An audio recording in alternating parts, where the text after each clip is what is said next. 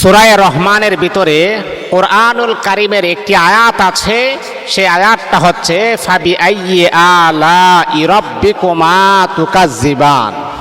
আপনি জানেন এই আয়াতটার অর্থটা কি? আল্লাহ পাক রব্বুল আলামিন সেই আয়াতে বারবার তিনি তার বান্দাকে মেসেজ দিচ্ছেন, এ বান্দা তুমি আমার কোন কোন নিয়ামতকে অস্বীকার করতে পারবা?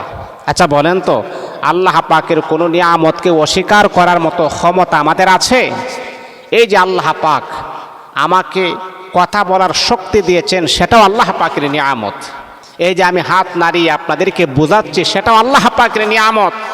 এই যে আমি চোখ দিয়ে তাকিয়ে আল্লাহ পাকের দৃশ্যগুলো আমি দেখতেছি, সেটাও আল্লাহ পাকের নিয়ামত।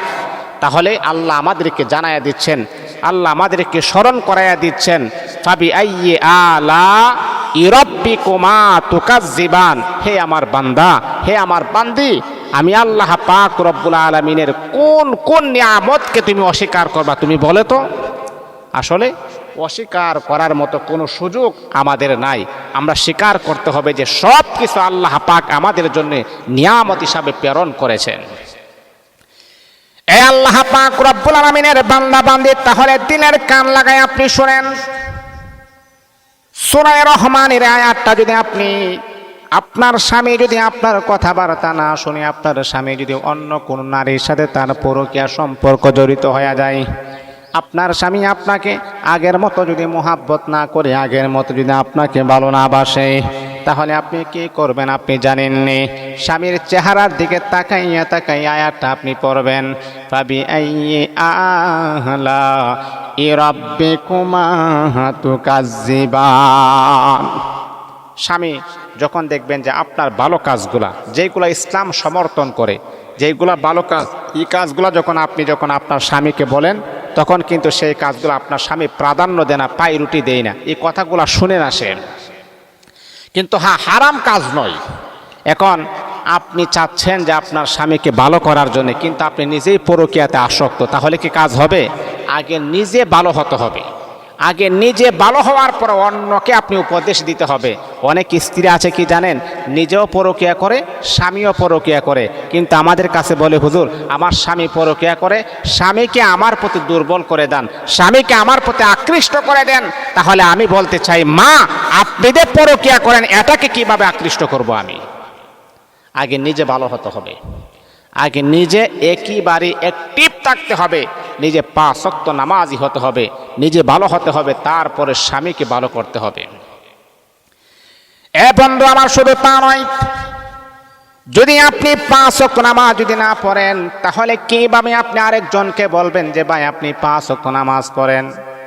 তাহলে বোঝা গেল আগে নিজে নামাজ পড়তে হবে, তারপর অন্যকে নামাজের প্রতি আদেশ করতে হবে। নিজে আগে ভালো হতে হবে, অন্যকে ভালোর জন্য উৎসাহিত করতে হবে। কিন্তু আমি নিজে আগে নামাজ পড়লাম না, আরেকজনকে কিভাবে আমি নামাজের উপদেশ দিতে পারি? আগে নিজে ভালো হতে হবে, নিজে আগে অ্যাক্টিভ হতে হবে। মা আমি আপনাকে বলছি, শুনেন, আপনি আগে নিজে পবিত্র হয়ে যান, নিজে আগে ভালো হয়ে যান, তারপরে আপনার স্বামীকে যদি বলেন যে স্বামী ভালো হন, স্বামীকে যদি আপনি আমলগুলা করেন, ইনশাল্লাহ আপনার স্বামীও ভালো হয়ে যাবে। যখন আপনি দেখতেছেন যে তার পরকীয়া সই লাভ হয়ে গেছে, অন্য নারীর প্রতি তার একটা আসক্ত আছে, আগে যেই পরিমাণ আপনার সাথে একটা অন্তরঙ্গ ভালোবাসা ছিল, আপনি ডাক দিলে সাথে সাথে চলে আসতো, আপনার প্রতি অন্তরঙ্গ একটা মোহাব্বত ছিল, সেই মোহাব্বতটা যখন এখন নাই, তখন আপনি এই আমলটা আপনি করবেন, স্বামীর চেহারার দিকে তাকিয়ে আপনি পড়বেন, ফাবি আইয়ি আলাই রাব্বিকুমা তুকাজ্জিবান, ফাবি আইয়ি আলাই রাব্বিকুমা তুকাজ্জিবান। এইভাবে আপনি আমল করবেন। অনেকে বলে, হুজুর আমার স্বামী তো আর দেশে নাই, প্রবাসে আছে, তাহলে আমি আমার ওই সমস্ত মাকে বলবো, ওই সমস্ত বাবাকে বলবো? না না, হয়রানি, টেনশন, ডিপ্রেশন হওয়ার কোনো কারণ নাই। আপনার স্বামীর যদি একটা ছবি যদি আপনার দ্বারা থাকে, তাহলে আপনি এই আয়াতটা কমাস কম আপনি 41 বার আপনি পড়বেন। কয়বার? এই আমার মা, যদি আপনার স্বামী যদি প্রবাসে থাকে, তাহলে 3 বার দরুদ শরীফ, 3 বার ইস্তেগফার পড়ার পরে তাহলে কোরআনুল কারীমের আয়াতটা আপনি 41 বার আপনি পড়বেন। فبأي آلاء ربكما تكذبان فبأي آلاء ربكما تكذبان فبأي آلاء ربكما تكذبان এই আয়াতটা আপনি 41 বার পরে তার ছবিতে আপনি ফু দিবেন। ও আমার বাবা, আপনার স্ত্রীও যদি বাবার বাড়িতে চলে যায়, যদি তার ছবি থাকে তাহলে ছবিতে আপনি ফু দিবেন। দেখবেন একজন আরেকজনের প্রতি ভালোবাসা মোহাব্বত আমার আল্লাহ সৃষ্টি করে দিবেন।